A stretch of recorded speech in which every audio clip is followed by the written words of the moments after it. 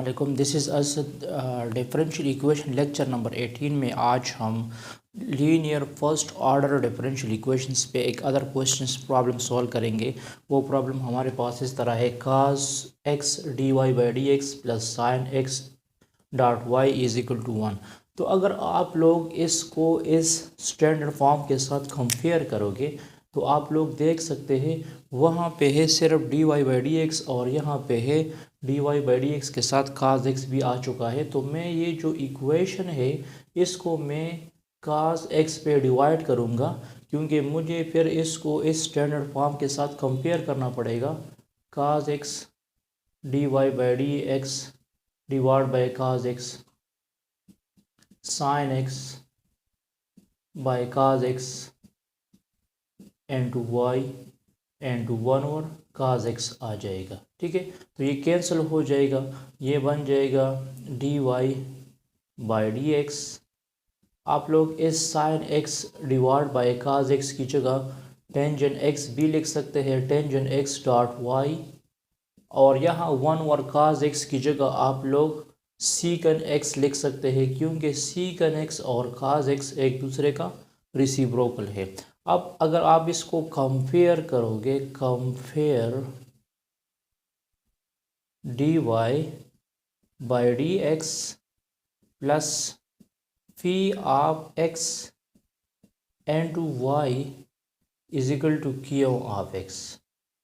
ठीक है, तो फी ऑफ एक्स की वैल्यू क्या आ जाएगी? फी ऑफ एक्स की वैल्यू आ जाएगी टेंजेंट एक्स, मतलब इस y के अलावा जो भी वैल्यू होगी इस y के साथ उसको आप लोग फी ऑफ एक्स कहोगे। और यहाँ पे क्यू ऑफ एक्स की वैल्यू होगी सीकन एक्स। ठीक है, अब मैं सबसे पहले इंटीग्रेटिंग फैक्टर फाइंड करूँगा। इंटीग्रेटिंग फैक्टर, तो इंटीग्रेटिंग फैक्टर हम इस तरह निकालते हैं, उसको हम u ऑफ एक्स से डिनोट करेंगे। u of x is equal to e power integral P of x into d x. तो यहाँ आप इंटीग्रल की वैल्यू लगा दो, u of x is equal to e power integral P of x की value क्या है? Tangent x है, tangent x into d x. तो टेंजेंट एक्स का अगर आप लोगों को डायरेक्ट इंटीग्रल याद रखना है तो ये इक्वल है l n minus l n cos x. मतलब आप लोग integral of tangent x direct भी याद रख सकते हैं, ये फार्मूला है minus l n cos x. अगर आपको मतलब डायरेक्ट इंटीग्रेशंस क्लियर नहीं है तो फिर आप लोग रूल अप्लाई करोगे। रूल इस तरह है, मतलब टेंजेंट एक्स इक्वल है sine x divide by cos x का, sine x divide by cos x का। अब ये दो फंक्शन है, एक साइन एक्स से एक काज एक्स से।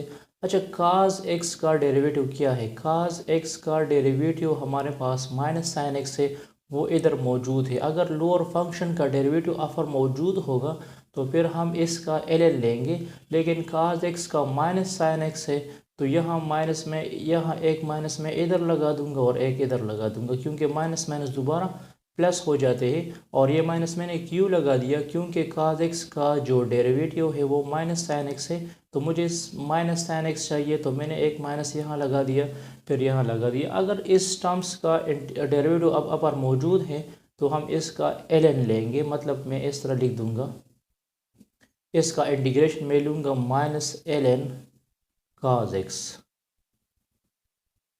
प्लस सी आप लोग लिख सकते हैं, लेकिन यहाँ सी लिखने की ज़रूरत नहीं। अब मैं इसमें मज़ीद भी सिम्प्लिफिकेशंस कर सकता हूँ। यहाँ पे 1 भी मौजूद है, यहाँ पे 1 मौजूद है, या आप लोग इस तरह भी लिख सकते हैं L n secant x. बस 3 बातें आप लोगों को याद रखना पड़ेगा।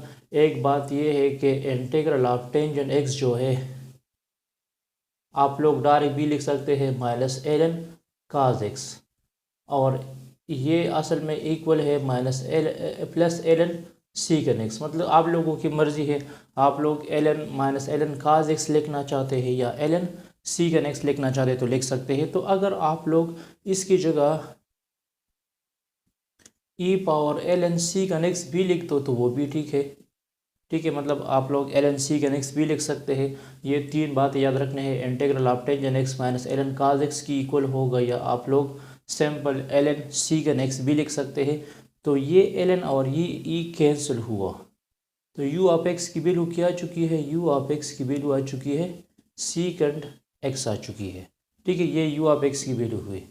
अब इसको फॉर्मूले में पुट करो। फार्मूला हमारे पास इस तरह है, g of x 1 over u of x integral u of x into q of x dx। इसमें वैल्यूज पुट करो। तो इसमें जब हम वैल्यू रिप्लेस करेंगे तो देखो क्या आ जाएगा, ये आ जाएगा g of x 1 over secant x integral of secant x, और q ऑफ x की वैल्यू भी secant x थी।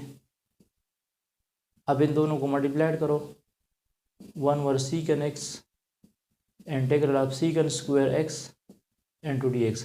तो जो टेंजेंट x है, टेंजेंट x का डेरिवेटिव क्या है, secant स्क्वायर x है।